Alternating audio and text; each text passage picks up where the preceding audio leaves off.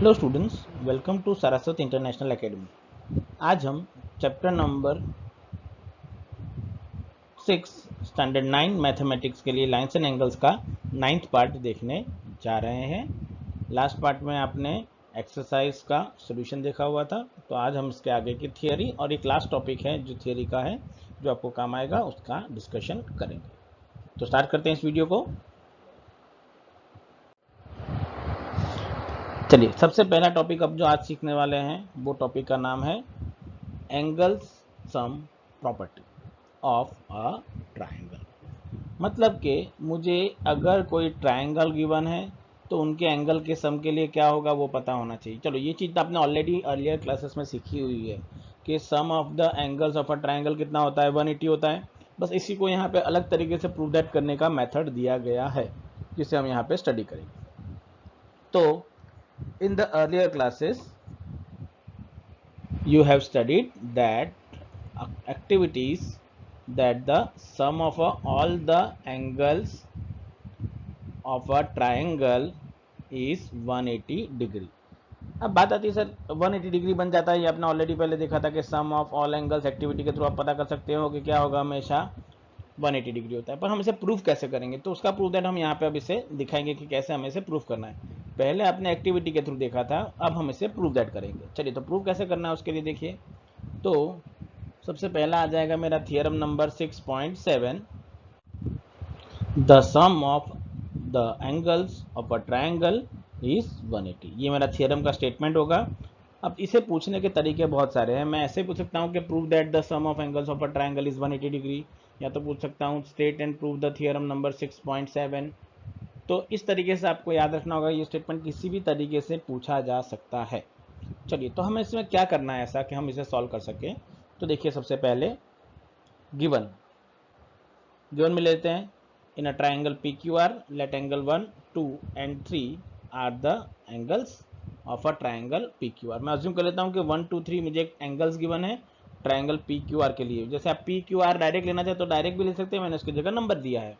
आप यहाँ पे 1 की जगह पी क्यू और आर लिखेंगे तो भी चलेगा, वो भी आंसर के लिए वैलिड होगा। चलिए, तो उसका डायग्राम बना लेते हैं। इस तरीके से डायग्राम आएगा। देखिए, पी क्यू आर का मैंने अलग अलग एंगल ले लिया है। इस एंगल पी को मैंने 1 कहा है, एंगल क्यू को मैंने 2 कह दिया है, और एंगल आर को मैंने कह दिया है 3। चलिए, अब मुझे जो प्रूव करना है कि उसका सम क्या होना चाहिए, 180 डिग्री। चलिए, उसके लिए क्या करना होगा वो देखिए। तो टू प्रूव कि that angle 1 plus angle 2 plus angle 3 की वैल्यू क्या हो जानी चाहिए, 180 डिग्री। यही मुझे प्रूफ करना है इसके लिए।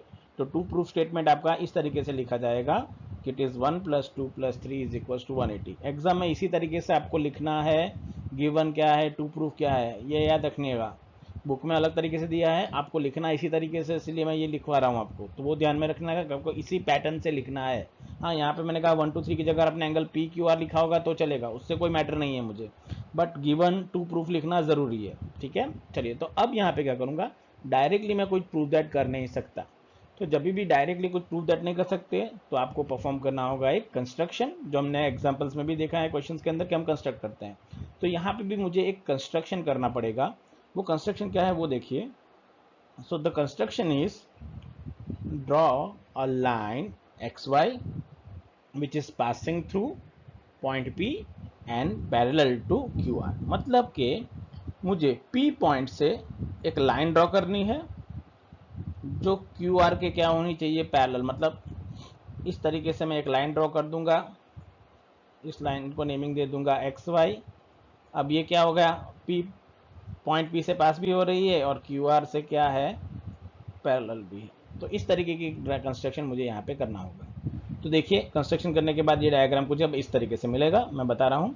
अब यहाँ पे मैंने 2 और एंगल्स ले लिए हैं जो मुझे यहाँ पे मिलते थे, वो एंगल्स को मैंने अलग अलग नेमिंग दे दी है। तो देखिए, सबसे पहले नेमिंग मैंने जो दी है यहाँ पे, वो क्या गिवन है कि यहाँ पे जो एंगल बना उसे मैंने कह दिया एंगल नंबर 4, और यहाँ पे जो एंगल बना उसे मैंने कह दिया एंगल नंबर 5। 1, 2, 3 तो आपके पास है, उसे मैंने एज रखा है। तो अब प्रूफ दैट कैसे करेंगे, चलिए उसके लिए स्टार्ट करते हैं। प्रूफ दैट के लिए क्या करना है उसके लिए, तो सबसे पहले देखिए, वापस नेक्स्ट पेज पे जाएंगे, तब मैं वापस ये डायग्राम यूज़ करूँगा ताकि हम इसे सॉल्व कर सकें। तो मेरा जो डायग्राम था वो इस तरीके से था। चलिए, सबसे पहले हम क्या ऐसा करें ताकि हमें बताएं। तो मुझे यहाँ गिवन है कि X Y is parallel to Q R है। मुझे पता है कि एक्स वाई क्या है, पैरेलल टू क्यू आर, तो मैं पी क्यू को ट्रांसवर्सल बना सकता हूँ, सिमिलरली पी आर को भी क्या बना सकता हूँ, ट्रांसवर्सल बना सकता हूँ। तो एक एक करके ट्रांसवर्सल बनाते हैं और उसका सोल्यूशन ट्राई करते हैं कैसे मिलेगा। तो सबसे पहले मैंने ले लिया है कि यहाँ पे now X P Y is a line assume कर लिया है, therefore we can say angle 4 plus angle 1 plus angle 5 is equals to 180।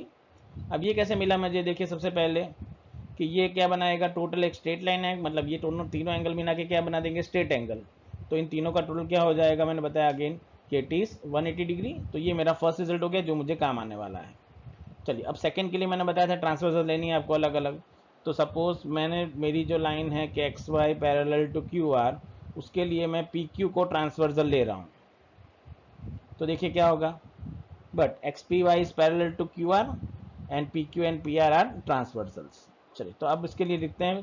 तो अगर पी क्यू ट्रांसवर्सल है तो मैं लिख सकता हूँ कि angle 4 and angle 2 are equal, alternate angles same और पैरेलल लाइंस के बीच में है। So therefore you can say angle 4 is equals to angle 2 and similarly अगर पी आर को ट्रांसवर्सल लूंगा तो क्या मिलेगा मुझे, एंगल 5 और एंगल 3 इक्वल हो जाएगा। So we can say angle 4 is equals to angle 2 and angle 5 is equals to angle 3।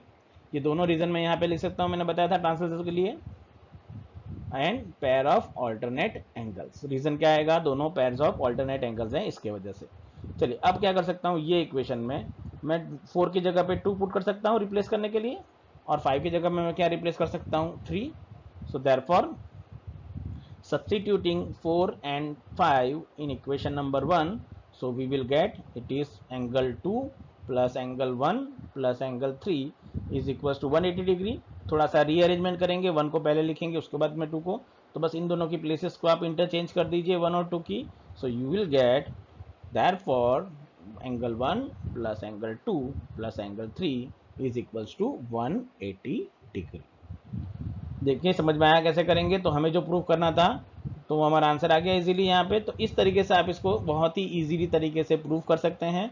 आपको ध्यान रखना है कि वो कैसे इक्वल आ रहा है, कौन कौन सी प्रॉपर्टी हमने यहाँ पे यूज़ की है, ताकि हम इसे प्रूव कर सके कि ये ईजी हो जाएगा। आ जाएगा आइडिया कैसे करना है। तो ये है आपका theorem that prove the sum of angles of an triangle is 180 degree.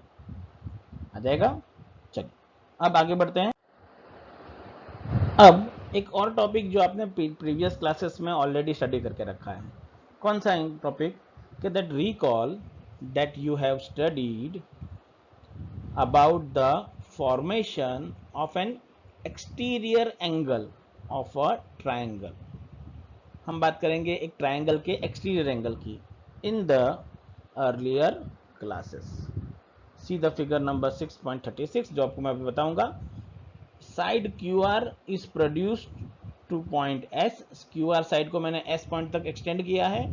Then P R S will called the exterior angle of triangle P Q R. तो यहाँ पे मैं डायग्राम कैसे बनाऊंगा पहले समझते हैं। तो मुझे triangle P Q are given है 1 2 3।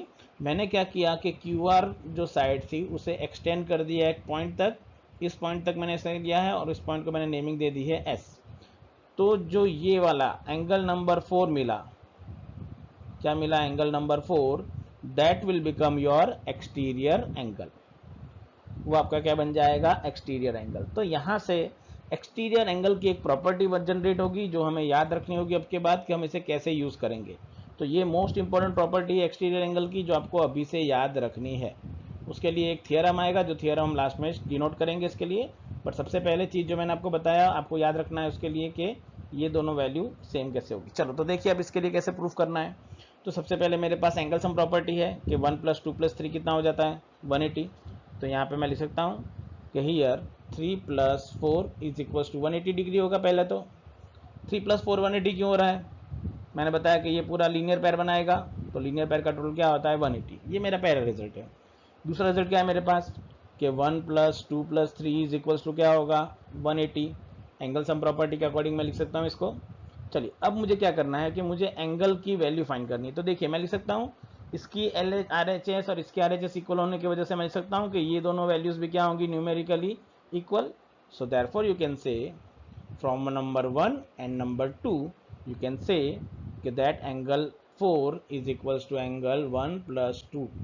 अब ये कैसे हुआ, क्योंकि मैंने कहा ये दोनों इक्वल है, तो मैं ऐसे लिखूंगा कि angle 3 plus angle 4 is equals to angle 1 plus angle 2 plus angle 3. अब एंगल 3 तो दोनों में कॉमन है, तो ये दोनों कैंसिल हो जाएंगे, तो मेरे पास बचेगा ये वाला रिजल्ट. सो मैंने लिख दिया कि therefore angle 4 is equals to angle 1 plus angle 2. तो यहाँ पे देखिए मुझे कैसे रिलेशन फाइंड हुआ कि एंगल 4 की वैल्यू जिस तरफ एक्सटीरियर एंगल बना उसके ऑपोजिट डायरेक्शन के जो दो इंटीरियर एंगल थे उसके सम के इक्वल में हो गया.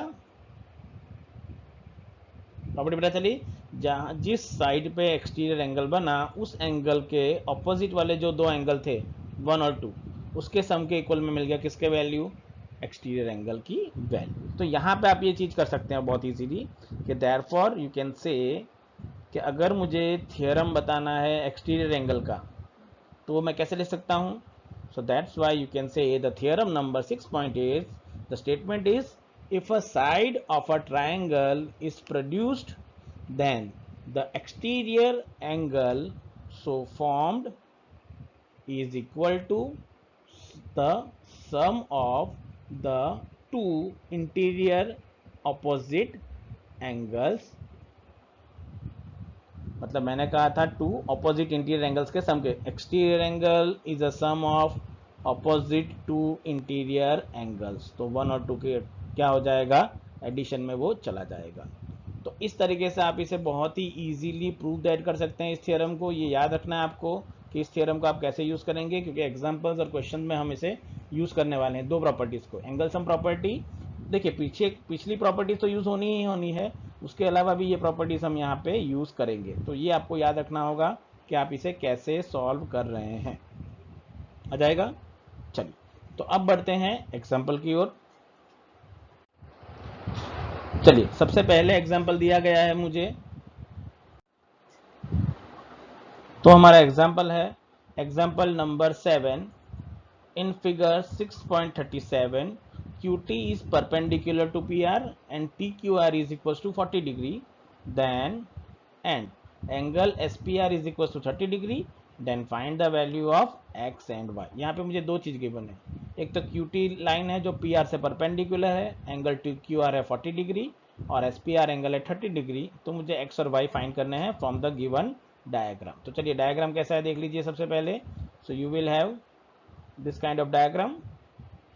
मुझे बोला गया है कि QT परपेंडिकुलर है PR से, ये एंगल 40 है, ये 30 डिग्री है, तो मुझे फाइंड करके देना है value of x and y. चलिए x और y कैसे फाइंड करेंगे हम इसके लिए देखेंगे. चलो तो प्रूफ करने के लिए सबसे पहले हम क्या करते हैं, वहाँ पे ये देखिए कि सबसे पहले हम लोग ऐसा केस लेंगे जो हम इजीली सॉल्व कर सके और इसके एकदम सिंपल वे में आंसर निकाल सकेंगे. तो सबसे पहले मैं बात कर लेता हूँ, देखिए कैसे कर सकता हूँ. ये एंगल की बात कर सकता हूँ, ये ट्राइंगल की, ट्राइंगल QTR में ये कितना है 40 डिग्री है, ये परपेंडिकुलर है, मतलब ये क्या हो जाएगा 90 डिग्री, और ये क्या है x. तो मुझे एंगल सम प्रॉपर्टी लगाने में काफ़ी इजी हो जाएगा कि इन तीनों की वैल्यू का सम कितना हो जाना चाहिए 180 डिग्री. चलिए तो स्टार्ट करते हैं सॉल्यूशन को.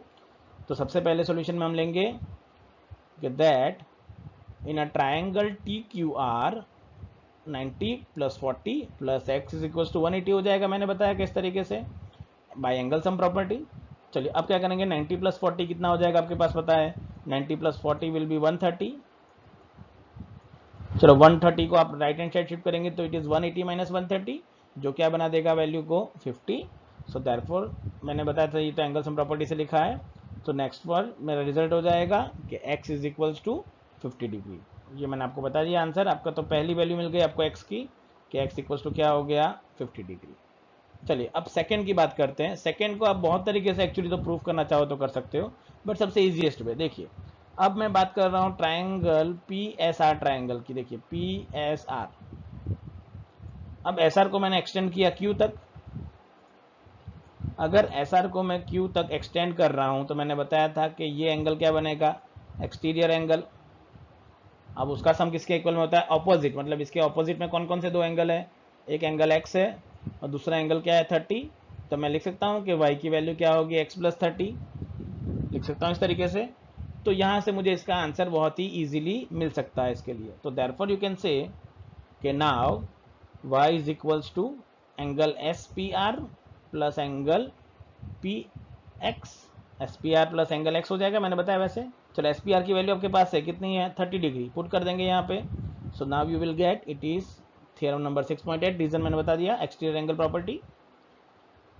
Therefore y is equals to 30 degree plus 50 degree, x की वैल्यू भी हमने फाइंड करके रखी थी। सो therefore y is equals to क्या हो गया? 80 डिग्री। तो इस तरीके से आप दोनों क्वेश्चंस को सॉल्व कर सकते हैं। डायग्राम को ऑब्जर्व करना जरूरी है।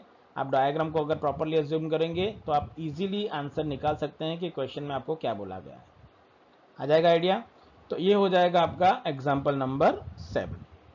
चलिए अब बात करते हैं नेक्स्ट एग्जाम्पल की। Now this is the most important example of your textbook for this chapter. The example number 8. In the given figure 6.38, side AB and AC of a triangle ABC produce 2 point E and D respectively. If the bisector of BO and CO of CBE angle and BCD angle respectively meet at point O, then prove that angle BOC is 90 minus half of angle BAC। चलिए diagram आपको दिया गया है, समझते हैं कैसे बोला गया। ABCD में से AB और AC साइड को आपको प्रोड्यूस करना है 2 पॉइंट तक। एक पॉइंट है E और एक पॉइंट है D।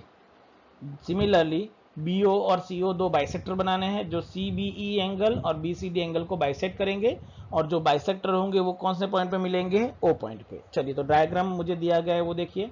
अगर ये डायग्राम नहीं भी दिया होता ना तो आप डायरेक्ट ड्रॉ कर सकते हो। जैसे कैसे? अगर डायरेक्ट ड्रॉ करना है तो ऐसा बोला, देखो कि पहले मैंने ट्राइंगल बना दिया कि दैट ट्राइंगल ABC। चलो ABC को मुझे प्रोड्यूस करना है, मतलब AB को मैं इधर तक ले जाऊंगा एक्सटेंड, और AC को भी प्रोड्यूस करूंगा यहाँ तक। AB को जो मैंने नेमिंग दी है वो मैं दे दूंगा E, और AC को मैंने दे दूंगा पॉइंट D। अब मुझे बनाने हैं EBC का CBE का बाइसेक्टर। CBE का बाइसेक्टर यहाँ पे बनाऊंगा ऐसे, और दूसरा बनाऊंगा BCD का बाइसेक्टर जो इस तरीके से आएगा, और जो मीट करेगा वो पॉइंट क्या होगा? ओ। चलो बाइसेक्टर होने की वजह से ये एंगल और ये एंगल की वैल्यू इक्वल होगी। सिमिलरली ये एंगल और ये एंगल की वैल्यू भी क्या हो जाएगी? इक्वल। तो ये देखिए डायग्राम आपका पूरा कंप्लीट हो गया इस तरीके से। पर मुझे एग्जाम में कुछ इसमें टेक्स्ट बुक में कुछ अलग तरीके से अगर दिया है तो वही आपको डायग्राम यूज करना पड़ेगा। देयरफॉर मुझे जो डायग्राम दिया है वो कुछ इस तरीके से दिया गया है। उन्होंने क्या किया इसमें मैं बता रहा हूँ कि आपने उन्होंने एंगल्स लिखने की जगह पे उनकी जगह पे उनको नेमिंग दे दी है।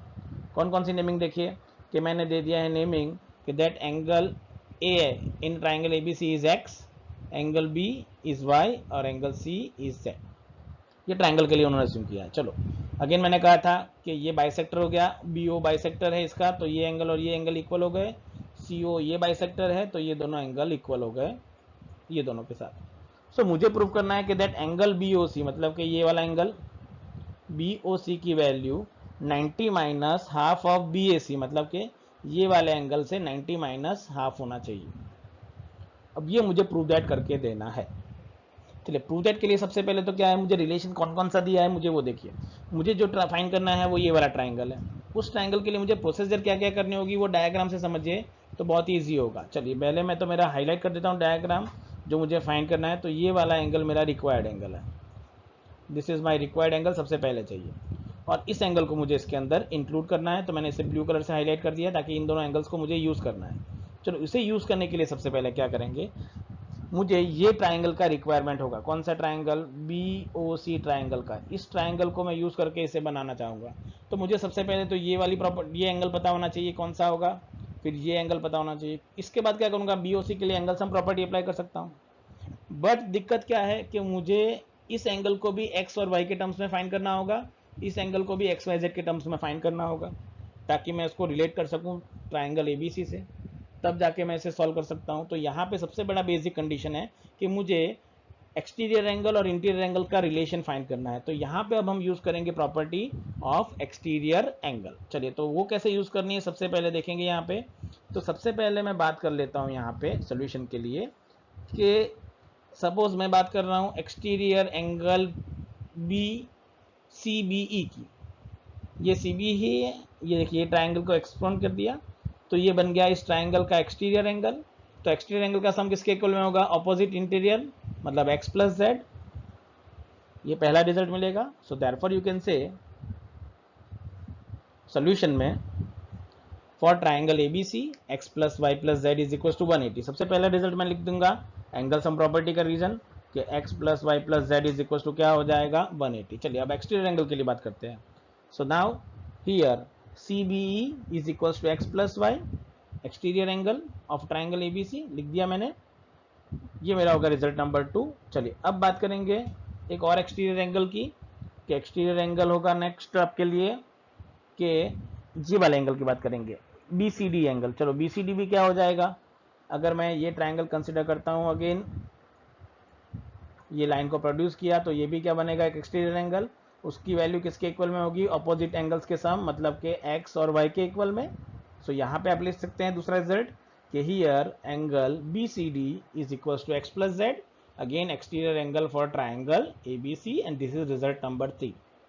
अब ये तीनों रिजल्ट को हम यूज करेंगे इसके लिए सॉल्व करने के लिए। चलिए अब इस टॉपिक को हम यहाँ पे रुकते हैं, अभी हमें बाइसेक्टर की बात करेंगे। तो एक्सटीरियर एंगल की प्रॉपर्टी हमने यूज कर सकी, हमें 2 रिजल्ट मिल गए जिसको हम यूज करेंगे। अब बात करते हैं कि ये एंगल क्या होगा, BO इसको बाइसेक्ट करेगा, मतलब मैं अगर ये एंगल लिखना चाहूँ कौन सा, BCO एंगल या OBC एंगल, तो उसकी वैल्यू क्या हो जाएगी, हाफ ऑफ CBE हो जाएगी। CBE एंगल जो था उससे क्या हो जाएगा हाफ, क्योंकि उसका आधा हो जाने वाला है इसलिए। सो यहाँ पे सबसे पहले लिखेंगे कि ray BO is the bisector of angle CBE, so therefore you can say angle CBO is equals to half of CBE, और ये होगा मेरा रिजल्ट नंबर 4 जो मुझे याद रखना है। यहाँ पे थोड़ा सा इंपॉर्टेंट क्वेश्चन है इसलिए ध्यान से देखना इसे कैसे सॉल्व करना है। चलिए उसके बाद क्या करेंगे, अब बात करते हैं नेक्स्ट वाले एंगल की। तो यहाँ पे मुझे ये भी गिवन है कि OC is also the bisector, मतलब कि मुझे, अब मैं बात करते हैं सर बाहर वाला एंगल आपने क्यों नहीं लिया, ये वाला एंगल, तो यहाँ पे ये एंगल ट्राइंगल में कोई रोल नहीं प्ले कर रहा है इसलिए इसको यूज नहीं करना। जैसे यहाँ पे भी ये एंगल मुझे कोई काम का नहीं है, ये एंगल मुझे मिलेगा तो काम होगा। तो एंगल BCO है, उसको भी मैं लिख सकता हूँ हाफ ऑफ BCD, क्योंकि वो BCD का बाइसेक्टर होने की वजह से हाफ ऑफ क्या हो जाएगा BCD। So therefore you can से सिमिलरली रे CO is the bisector of angle BCD, therefore you can say angle BCO is half of angle BCD, और ये मेरा हो जाएगा रिजल्ट नंबर 5। चलिए अब क्या करना है, मुझे जो फाइंड करना है वो एंगल सम प्रॉपर्टी है। एंगल सम प्रॉपर्टी कैसे अप्लाई करनी है वो देखिए यहाँ पे सबसे पहले, बाद में हम यूज करेंगे इसके लिए कि एंगल सम प्रॉपर्टी क्या कहती है कि ये एंगल मतलब कि CBO plus BCO plus BOC equal to क्या होना चाहिए 180। तो CBO और BCO का मुझे क्या फाइंड करना होगा सम, क्योंकि थर्ड साइड को मुझे इसमें ही सम करना है इसके लिए। तो यहाँ पे मैं अब क्या करूँगा, रिजल्ट नंबर 4 और रिजल्ट नंबर 5 को ऐड कर देता हूँ मेरे रिजल्ट के अंदर। तो देखिए यहाँ पे क्या होगा इसके लिए। सो डायग्राम मेरा वापस ले लेता हूँ, मैंने बताया वैसे। अब मैं क्या कर रहा हूँ यहाँ पे कि now adding result number 4 and result number 5। Result number 4 क्या था मेरे पास कि angle CBO is half of CBE, और वो रिजल्ट को मैं ऐड करूंगा।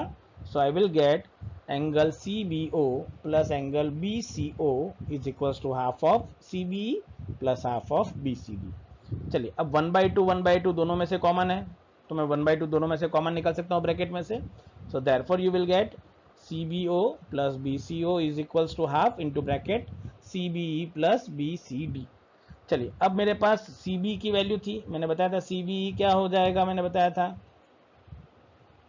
CBE एंगल, CBE को मैं एक्सटीरियर एंगल के अकॉर्डिंग रिजल्ट नंबर 2 और 3 में मैंने बताया था कि CBE की वैल्यू क्या है x plus Z, similarly BCD की वैल्यू क्या है x plus Y.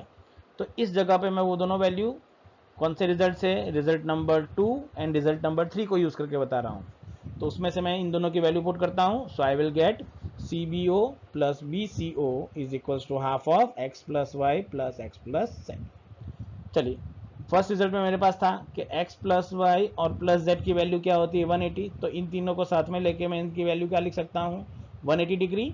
So from result number 1 मैंने इसे लिख दिया है, therefore I can say that angle CBO plus angle BCO is equals to half of 180 plus x। चलिए अब ब्रैकेट में 1/2 वापस मल्टीप्लाई कर दीजिए तो 180/2 क्या हो जाएगा 90 और x इंटू 1/2 हो जाएगा x/2. So therefore you will get CBO plus BCO is equals to 90 plus x/2. ये मेरा मेन रिजल्ट हो जाएगा जो मैं यूज करूंगा. चलिए अब यहाँ तक मुझे इन दोनों का सम को मैंने अब देखिए जैसे यहाँ पे मैंने सिंपलेस्ट फॉर्म में से कन्वर्ट कर दिया ताकि वैल्यू फाइंड करने में आसानी हो जाए. अब मुझे क्या करना है यहाँ पे देखिए सबसे पहले अब एंगल सम प्रॉपर्टी लगा दो. किसके लिए? क्योंकि आपके पास एंगल सम में इन तीनों का एंगल होना जरूरी है, ये तीनों एंगल का. तो ये दोनों तीनों एंगल से मैं एंगल सम प्रॉपर्टी लगा सकता हूँ. So therefore for triangle BOC angle BOC plus CBO plus BCO is equals to 180. अब देखिए जो ऊपर रिजल्ट है उसमें CBO प्लस BCO मतलब कि इस पूरे वैल्यू मेरे पास अवेलेबल है. तो उस पूरी की जगह मैं वैल्यू कौन सी पुट कर सकता हूँ 90 plus x/2. So therefore you can say angle BOC is equals to 90 plus x/2 equals to 180 degree.